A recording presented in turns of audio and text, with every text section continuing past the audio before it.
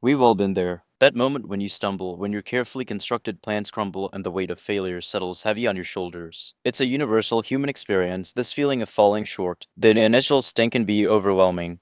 That knot in your stomach, the replay of what ifs in your mind. It's a natural reaction, and it's okay to feel it. Perhaps it was a missed deadline, a failed project, a rejected application, or even a personal setback. The scenarios are endless, but the feeling often remains the same. And in those moments, it's easy to believe that the single setback defines you, that it's the end of the road. But what if I told you that failure isn't the opposite of success? It's a stepping stone. Our brains, in moments of failure, can feel like a chaotic control room. Emotions blare like sirens, demanding immediate attention. When those sirens are wailing, clarity is a luxury we often don't have. Trying to solve the problem in that immediate, emotional state usually leads to more frustration and poor decisions. The first crucial step: create some distance. Allow your emotions to subside. Sometimes the best strategy is simply to sleep on it, or perhaps confide in a trusted friend. Venting can be incredibly therapeutic, a way to release the pent up tension and gain a fresh perspective. Temporary distractions, like a video game or a good book, can also provide that much needed mental break, allowing the emotional storm to pass. Limit your expectations.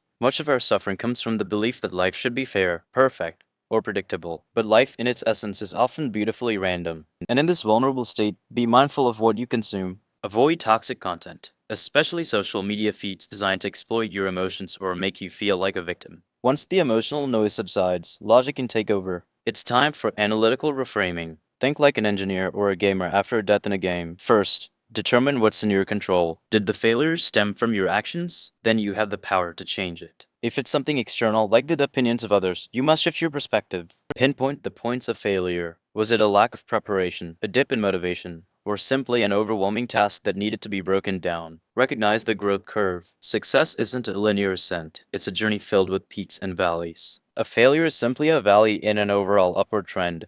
Bouncing back isn't about doing the same thing over and over, expecting a different result. That, as they say, is insanity. Instead, start small to build self efficacy. If a long list of tasks feels daunting, commit to a 1% daily improvement. Just 2 hours of focused work a day can rebuild your belief in your capabilities. Develop a plan B or even a plan C. Don't marry one specific path or career. If one strategy fails, pivot immediately, armed with the new data you've gained. Retry smarter. Use the wisdom extracted from your failure. If lack of focus was the issue, change your environment. Adapt, don't just repeat.